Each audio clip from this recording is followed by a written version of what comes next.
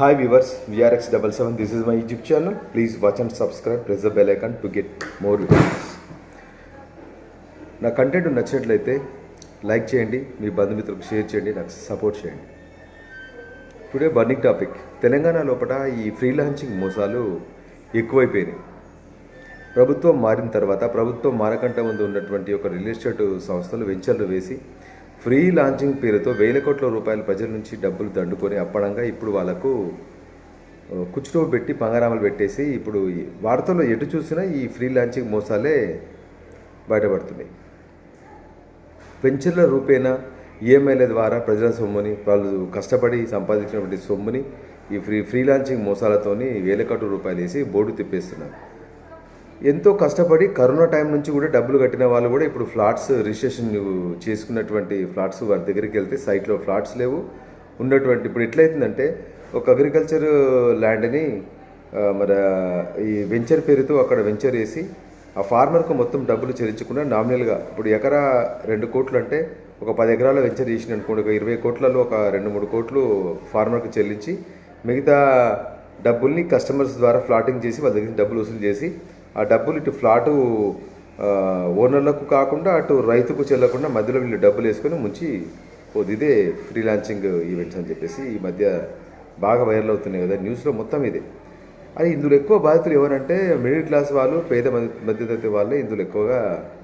ఎందుకంటే వాళ్ళు జీవితాంతం కష్టపడి సంపాదించిన సొమ్మును ఏదో కొద్దిగా చిన్న ఫ్లాట్ కొనుక్కొని ఇల్లు కట్టుకొని కుటుంబాన్ని, ఎందుకంటే ఈ పెరిగినటువంటి రేట్ల ద్వారా సిటీ సెంటర్లో పెద్ద పెద్ద పట్టణాల లోపల ఫ్లాట్స్ కొనుక్కోలేకపోతున్నారు. ఈ అవుట్స్కట్లో చేసేటువంటి వెంచర్ల ద్వారా 10,000 గజము 8,000 నుంచి 5,000 నుంచి 15,000 వరకు ఉన్నటువంటి 15 లక్షలు 20 లక్షలు అట్లా పెట్టి ఈఎంఐ చిన్న చిన్న సులభ వాయిదాల ద్వారా ఈ యొక్క ఫ్లాట్స్ బుక్ చేసుకున్నటువంటి వాళ్ళందరికీ ఇప్పుడు నిరాశ మిగిలిందని చెప్పొచ్చు. ఎందుకంటే తెలంగాణ లోపల మనం చూస్తూ ఉన్నాము, వ్యవసాయ భూములు కేవలం హైదరాబాద్ పరిసర ప్రాంతాల్లో మాత్రమే రియల్ ఎస్టేట్ భూమి కనిపిస్తుంది.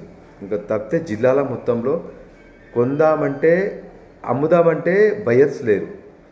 పోనీ ఇన్వెస్టర్స్ ఎవరైనా ఉన్నారా అట్లా కూడా, అంటే ఇప్పుడు అగ్రికల్చర్ చేసేటువంటి రైతు ఇంట్లో పెళ్లి ఉంది అనుకో, ఎంతో కొద్దిగా అర ఎకరనో 1/2 ఎకరనో ఎకరనో ల్యాండ్ అమ్మి ఇంట్లో పెళ్లి చేసేటువంటి ఆస్కారం ఉంది కదా. పంట పండించి వచ్చేటువంటి సంపాదన మీద ఇంట్లో ఉన్నటువంటి కూతురు పెళ్లి చేసేటువంటి అవకాశం లేదు. ఇట్లా ఎవరు పనిచేయరు కాబట్టి తెలంగాణలో పరిస్థితి తారుమారైపోయింది. ఈ రియల్ ఎస్టేట్ మొత్తం కుప్పకూలిపోయింది. ఇప్పుడు అపార్ట్మెంట్లు కూడా ఈ గచ్చిబౌలి మన ఈ ఫైనాన్షియల్ డిస్ట్రిక్ట్ ఏరియా లోపల మల్టీ లెవెల్ అపార్ట్మెంట్స్ 30 ఫ్లోర్లు 40 ఫ్లోర్లు కట్టిన అబీస్పేట్లో ఈ సైడ్ కట్టినటువంటి అపార్ట్మెంట్లో కూడా రూల్ ఎస్టేట్ భూమి ఉన్నప్పుడు 75 లక్షలకి డబుల్ బెడ్రూమ్ ఇచ్చేవాళ్ళు, ఇప్పుడు 45 లక్షలు 35 లక్షలకు వచ్చింది. అంటే కొనేవాళ్ళు కరువైపోయారు. రియల్ ఎస్టేట్ కూడా కుదేలేందని చెప్పొచ్చు ప్రజెంట్ ఉన్నటువంటి సిచ్యువేషన్ బట్టి. ఎందుకంటే ఎప్పుడైతే ఆంధ్ర లోపల టీడీపీ గవర్నమెంట్ ఫామ్ అయిందో అప్పుడే తెలంగాణ లోపల బ్యాక్ ట్రెండ్ స్టార్ట్ అయిపోయింది. ఎందుకంటే అక్కడ ఉన్నటువంటి యొక్క పరిపాలన చేసేటువంటి పాలనవేత్తలు అంటే లైక్ చంద్రబాబు నాయుడు ఒక విజనటువంటి వ్యక్తి. ఈ ఇన్వెస్టర్స్ని మొత్తం తన వైపు తిప్పుకోవడం ద్వారా తెలంగాణలో కూడా ఈ పరిస్థితి ఏర్పడింది. ఇది వాస్తవం, ఇది ఎవరు చెప్పకున్నా నిజం. ఇది అమరావతి పరిసర ప్రాంతాలు, చిన్న కాకాని, పెద్ద కాకాని, గుంటూరు, ప్రకాశం, ఇటు గిద్దలూరు సైడ్, ఇటు సైడ్ మొత్తము ఈ ఇన్వెస్టర్స్ని ప్రలోభపెట్టి, అంటే ఇన్వెస్టర్స్ని ఆకర్షించే విధంగా, పైగా సెంట్రల్ నుంచి కూడా చాలా ఫండ్స్ వస్తున్నాయి. రీసెంట్గా దేశంలో పడిన 25 ప్లాట్ఫామ్ గల పెద్ద రైల్వే స్టేషన్ కూడా అమరావతికి శాంక్షన్ అయింది. అదేవిధంగా 4 లైన్ల రోడ్ నుంచి 6 లైన్ రోడ్, ఇట్లా రోడ్స్ ప్రతి ఒక్క ఇన్ఫ్రాస్ట్రక్చర్ విషయంలో కూడా ఆంధ్రప్రదేశ్ దూసుకుపోతుంది. ఇప్పుడు అంటే అక్కడ ప్రభుత్వం ఏర్పాటు కావడం ద్వారా పరోక్షంగా తెలంగాణకు ఈ రియల్ ఎస్టేట్ పరంగా, ఇన్వెస్టర్స్ పరంగా, ఏదైనా కంపెనీస్ పరంగా తెలంగాణకు నష్టమే. మన తెలంగాణ లోపల విజయనటువంటి నాయకుడు ముఖ్యమంత్రి అయినా కానీ సెంట్రల్తో కొలాబరేషన్ లేని కారణంగా మనం వెనుకబడిపోతున్నాము. ఈ సిచ్యువేషన్ ఇదే విధంగా నడిస్తే మనం 10 సంవత్సరాల బ్యాక్ వెళ్ళిపోయినా ఆశ్చర్యపడాల్సిన అవసరం లేదు. ఎందుకంటే కళ్ళ ముందు విషయం మొత్తం కనిపిస్తుంది. ఫ్యూచర్ సిటీ అని చెప్పి అక్కడి వరకు మెట్రో ఎక్స్టెండ్ చేయడం, ఇంకా ఇట్లాంటివన్నీ విషయాలు కార్యక్రమాలు ముఖ్యమంత్రి గారు చేస్తూ ఉన్న రియల్ ఎస్టేట్ మాత్రము నిరాశతో నిస్పృహతో కొట్టుమిట్టాడుతుంది తెలంగాణ ప్రాంతం లోపల. ఎందుకంటే దీనికి సజీవ సాక్ష్యం రీసెంట్గా ఈ 23-24 సంవత్సరంలో ఉన్నటువంటి, అంటే ఈ రిజిస్ట్రేషన్ శాఖ ద్వారా వచ్చేటువంటి ఆ యొక్క ఆదాయం బట్టి ఈ విషయాన్ని వెల్లడిస్తున్నాం. ఇప్పుడు 24-25 ఆర్థిక సంవత్సరాన్ని కూడా వీళ్ళ యొక్క టార్గెట్ చేరుకోలేకపోయాం. రిజిస్ట్రేషన్ శాతం తక్కువైపోయింది. దీన్ని బట్టి తెలంగాణ లోపల ఈ భూమి ఎట్లా ఉందో తెలిసిపోతుంది మనకు. ఏదో ఊకదంపుడు పైన తరచి గాలికి వచ్చిన సమాచారాన్ని క్రోడీకరించి చెప్పడం కాదు.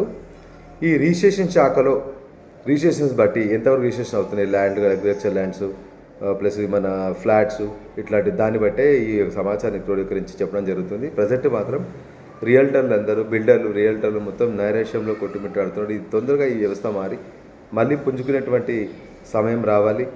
అందరి కళ్ళ లోపల ఆనందం చూడాలి. కానీ ఈ ఫ్రీ లాంచింగ్ పేరిట ఎవరు కూడా మిడిల్ క్లాస్ వాళ్ళు కానీ పేదవాళ్ళు కానీ ఇట్లాంటి ఆఫర్లు ఉంటే ప్రలోభపడి వెళ్ళకండి. మీ దగ్గర డబ్బులు ఉంటే ఇప్పుడు రేట్లు తక్కువగా ఉన్నాయి కాబట్టి నెట్ అమౌంట్ పెట్టి కొనేటువంటి ప్రయత్నం చేయండి. వెంటనే రిజిస్ట్రేషన్ చేసుకొని అక్కడ హద్దుబందులు బాదుకోవడం కానీ లేకపోతే కన్స్ట్రక్షన్ స్టార్ట్ చేయడం కానీ చేయండి. ఇప్పుడు రేటు తక్కువ, ఇదే మంచి సువర్ణ అవకాశం. ఈ మధ్యతరగతి వాళ్ళకి మాత్రం, మిడిల్ క్లాస్ పీపుల్స్ మాత్రం ఇదే మంచి అవకాశం.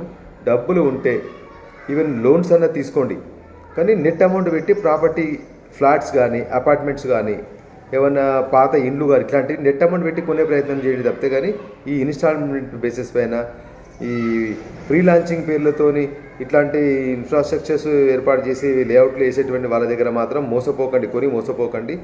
మీ జీవితాంతం సంపాదించినటువంటి డబ్బులు మొత్తం వాళ్ళ పైన పడి మీ కుటుంబం మొత్తం రోడ్డున పడేటువంటి ఆస్కారం ఉంటుంది. కాబట్టి ఆలోచన చేయండి. ఇది మిడిల్ క్లాస్ పీపుల్స్కి, మధ్యతరగతి వాళ్ళకి ఇది మంచి తరుణం. డబ్బులు ఉంటే నెట్ అమౌంట్ పెట్టి ఫ్లాట్ కానీ ఇల్లు కానీ అగ్రికల్చర్ ల్యాండ్ కానీ ఉంటే కొనిపారేయండి. ఎట్టి పరిస్థితుల్లో ఈ ఫ్రీ లాంచింగ్ మోసాలకు బలి కాకుండా మీ ఫ్యామిలీని, మీ కుటుంబాన్ని, ఎందుకంటే జీవితంలో రూపాయి ఎంతో కష్టపడి సంపాదించి సేవింగ్స్ పెడతాం. ఆ సేవింగ్స్ అంతా ఇలా ఫ్రీ లాంచింగ్ రూపంలో వచ్చే వాళ్ళ దగ్గర పెట్టేసి లాస్ అయితే మన జీవితం మొత్తం రోడ్డున పాలవుతుంది, మన కష్టమంతా వృధా అవుతుంది. చెప్పే విషయం చాలా విలువైనటువంటి సమాచారం ఇది. నేను చెప్పేది ఇది ఆలోచించండి. ఫ్రీ లాంచింగ్లో పెరిగితే వాళ్ళు అరచేతుల్లో కూడా స్వర్గాన్ని చూపిస్తారు. తీరా లాస్ట్కి వచ్చేసరికి ఇప్పుడు ఎగ్జాంపుల్కి నేను చెప్తాను. ఒక ఫార్మర్ దగ్గర ₹1,00,00,000 ఎకరలాగా 2017 లోపల ఒక అగ్రికల్చర్ ఒక రియాల్టర్ ఒక 10 ఎకరాల అలానే తీసుకున్నాడు ₹1,00,00,000 లాగా. ఆ ఫార్మర్కి 10 కోట్లు ఇవ్వాలి, అడ్వాన్స్గా 2 కోట్లు ఇచ్చాడు. మిగతా 8 కోట్ల రూపాయలు అతను ఎక్కడి నుంచి ఇవ్వాలి? ఆ ఫ్లాట్స్ మొత్తం వెంచర్ చేసినాక ఆ ఫ్లాట్స్ అడ్వాన్స్ రూపంలో వచ్చినటువంటి ఈఎంఐ రూపంలో వచ్చిన డబ్బులు ఆ ఫార్మర్కి ఇచ్చి రిజిస్ట్రేషన్ చేసుకోవాలి.